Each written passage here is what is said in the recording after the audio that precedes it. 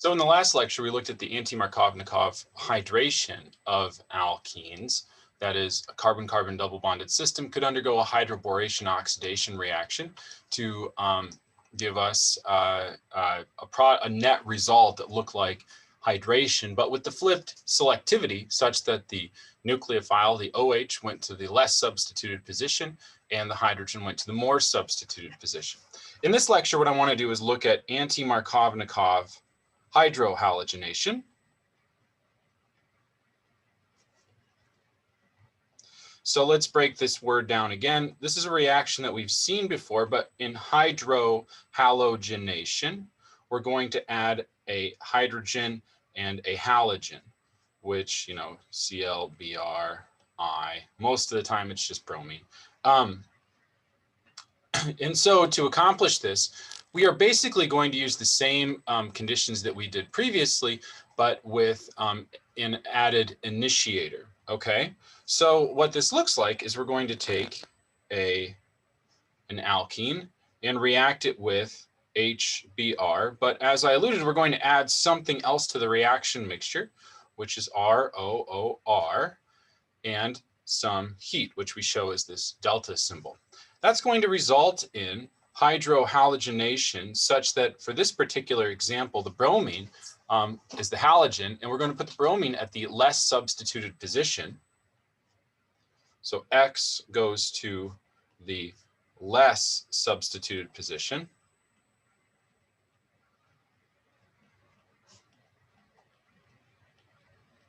And that's again because we have anti-Markovnikov selectivity. That is, that nucleophile or halogen is going to the less substituted position and the hydrogen is going to the more substituted position. So if you look, this looks virtually the same as the hydrohalogenation of alkenes that we've talked about previously. However, it has the added element, or elements, I guess. Funny. Okay, anyway, it's got the added chemical, which is our ROOR. So what are we doing here with this particular reaction to make it go with different selectivity? Well, the ROOR, I'm going to write like this. This is a peroxide. That is true. This is a peroxide which serves as a radical initiator. Okay, so what do I mean by radical initiator? I'm talking about a free radical initiator. So we're talking about free radical chemistry, which is odd electron chemistry. Now it turns out that if you've got ROOR, this bond between the two oxygens, this peroxide bond, is weak. It doesn't form, it is a weak sigma bond. And as a result, if you apply heat to it, it will spontaneously break in what's called a homolysis reaction.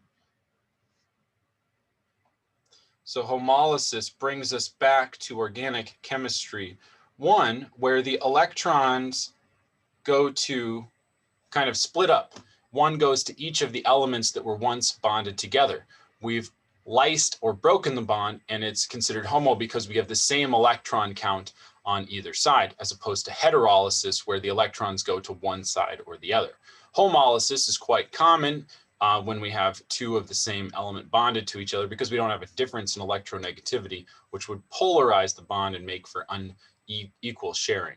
Okay, so now we have an unpolarized bond because it's two OR groups. The electrons are evenly distributed, and it's a weak sigma bond, so the electrons are like, let's split in half. And to do that, we're going to give rise to some free radical products after the homolysis reaction has taken place. So we have two free radicals. They both look the same. So we have homolysis. Now, the other thing you'll notice is I had to use a fishhook arrow, which shows the movement of one electron. Fish hook arrows show the movement of one electron. Okay, so we've moved one electron during the course of this, what I call initiation step. So let's review what we have in free radical chain reactions. In free radical chain reactions,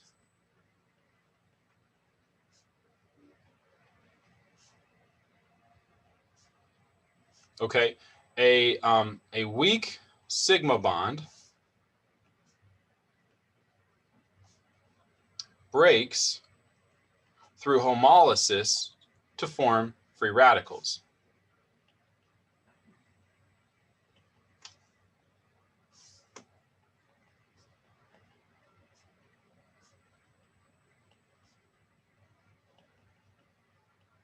Okay, this is called initiation.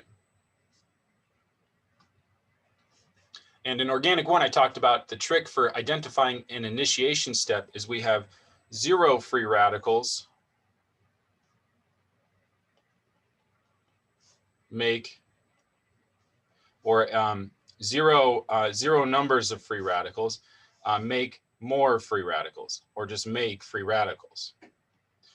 That's an awkward phrasing. What I'm saying is if we have some reaction, we have starting materials and products. In initiation, we have 0 free radicals on the left side, the starting material side, and then we have greater than 0. Wait, that's less than. Goodness. Okay, greater than 0 free radicals in the products. Usually 2. Usually we have 2 free radicals, right? No free radicals move to 2 free radicals because we break a sigma bond, which ultimately has 2 electrons in it. Okay. So we do an initiation step, and then the radicals formed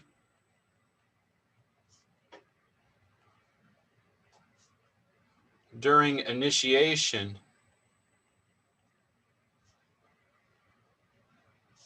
make our desired product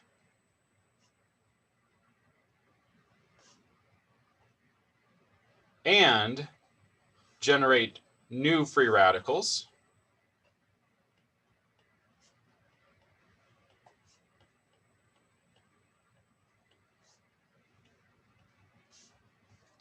to keep the reaction going.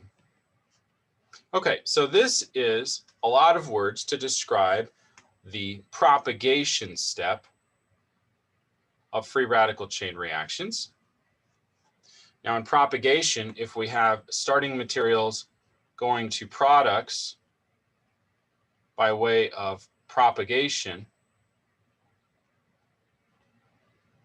we would have greater than 0 radicals on the left and greater than 0 radicals on the right. We have some radicals on the left, they do some chemistry, they transform matter, we rearrange atoms, that sort of thing. And then we have more radicals on the right side of the equation. Okay, so this is propagation, and I don't want to mention termination now. Termination is the other step in the reaction, but termination usually isn't productive and only happens when it is productive. It's just at the end of the reaction when we run out of stuff to do, we run out of product to make. Okay, but we don't want to think about termination as a viable approach to making products. That's not how we design and engineer chemical pathways. Okay, so let's go back to our Anti-Markovnikov hydrohalogenation. And maybe before we do, let's just recap what fishhook arrows look like. Okay, so maybe we just mentioned radical reactions of alkenes, and then we'll kind of take a general approach to this. Okay, so I'm taking a general approach to describing radical reactions of alkenes. Okay, so we had A and A bonded to each other, and maybe with heat or light, they undergo homolysis to make 2 free radicals. This is our initiation step. We've already covered this. So I've shown the fishhook arrows split the 2 electron covalent bond in half and make 2 new free radicals. Now, how is one of those free radicals going to react with an alkene? Well, here's where you have to do what I like to think of as the high 5 arrows. where you've got a fish hook arrow going off in between two atoms that will ultimately be connected. And then another fish hook arrow connecting that are sort of running into that fish hook arrow, that first fish hook arrow from the bond that we're going to see a connection point with. So what I'm doing is I'm splitting the alkene in half, the alkene carbon-carbon double bond in half, where one electron goes to the right-handed carbon, the more substituted carbon in this case, and the other electron goes and runs into atom A's fish hook arrow to make a new bond. That gives rise to our alkene carbons with a free radical at the more substituted position, and then not an R group, but an A group connecting with that intermediate structure. And this is just to remind us that when we make bonds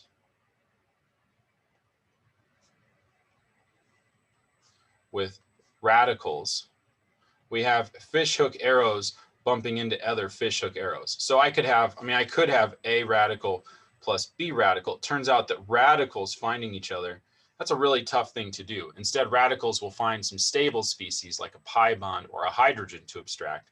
But here's the idea. If these two run into each other, we're going to form a new bond between the two fish hook arrows. So in this case, A and B. This is just for illustrative purposes. Again, it's really hard to actually have two radicals find each other probabilistically because they're such, for the most part, they don't live long enough in solution. Okay. So those are kind of the arrows we want to think about working with when we're predicting the mechanism for this Anti-Markovnikov hydrohalogenation. So let's go back to the Anti-Markovnikov, that reaction, the Anti-Markovnikov hydrohalogenation. Now what we have is this plus HBr plus ROOR gives rise to this product. Okay, now let's propose the mechanism. What we have to recognize is that if we have our peroxide and heat, this is going to be a free radical chain reaction,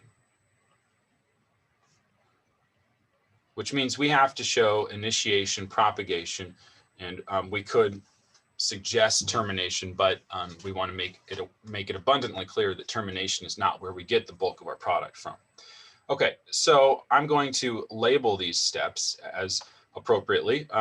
Initiator step, this is one we've already covered. The ROOR, we take advantage of the weak sigma bond between the two oxygens of the peroxide, and we undergo homolysis, where the two electrons split off to form two peroxide radicals. Okay, now radicals will look for a number of things. They will look for hydrogens to abstract or pi bonds to add to. Now in this case, we're actually going to see a hydrogen abstraction event occur, where the RO dot group adds to HBr to abstract a hydrogen and give rise to a bromine radical. Okay, so what's happening here is the sigma bond between HBr is not dissociating into H plus and Br minus, rather the RO dot is abstracting the hydrogen off of HBr to form ROH.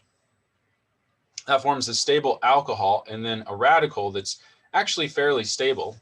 Bromine's a big atom and it can sort of, it's polarizable, which is the electron can distribute itself amongst the large orbitals of that larger shell, being a row 4 element. Okay, so we've now generated a new radical. So we went from one radical to one radical, and this is a propagation step.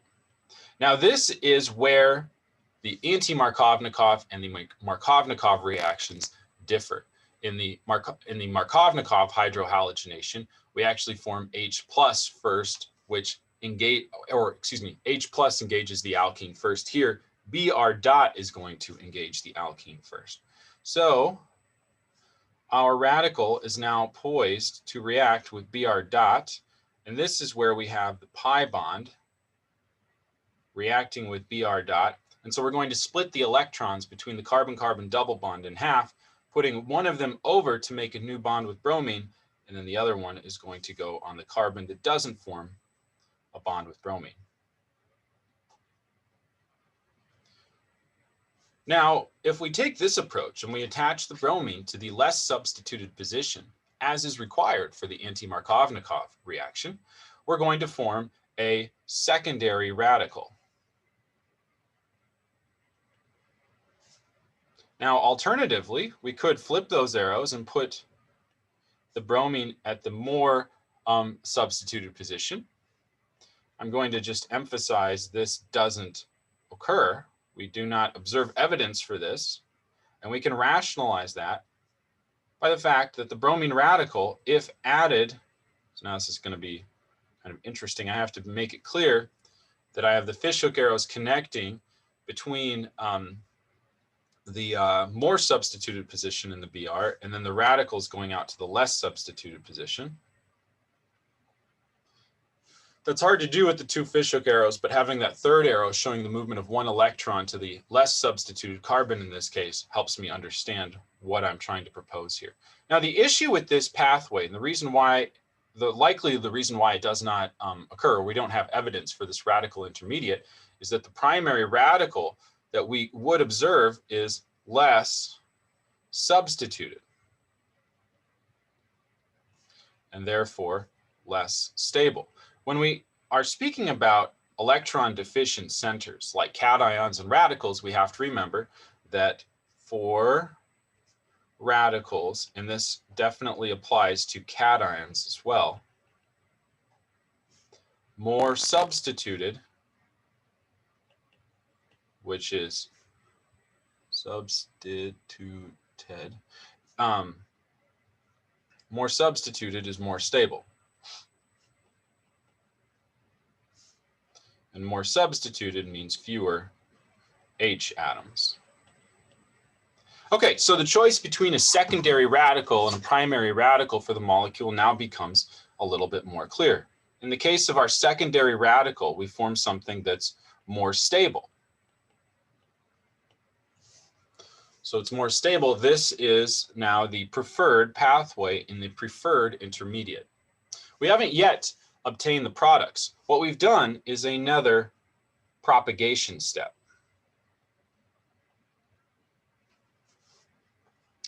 So we've done another propagation step, but we have not yet formed our desired product. So what do we do next? Well, we could take our free radical intermediate resulting from bromine addition to the pi bond and let that react with another HBr molecule. This free radical, just like the peroxide free radical, is going to abstract a hydrogen,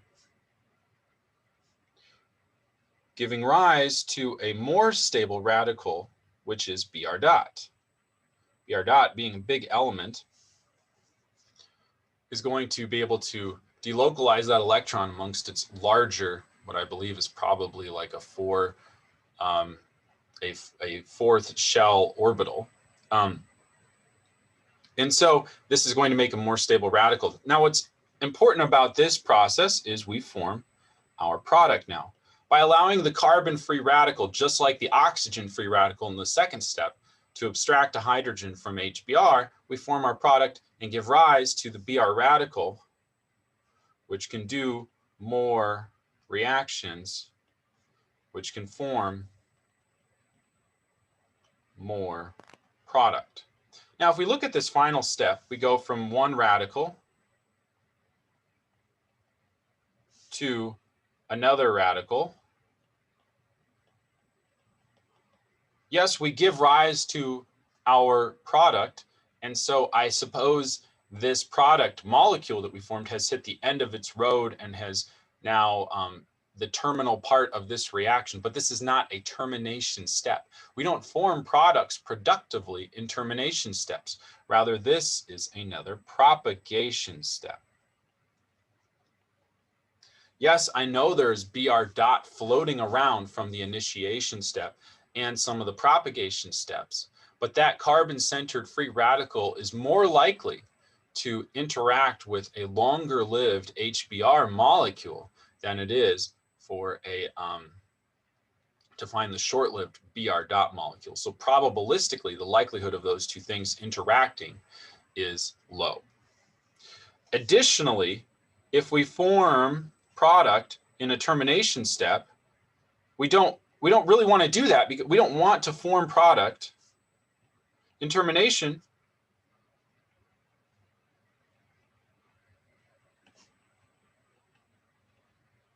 because it would kill the reaction.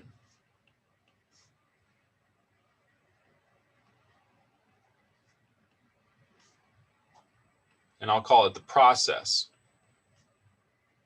That is to say, the Br dot that we form is able to engage a pi bond just like this Br dot.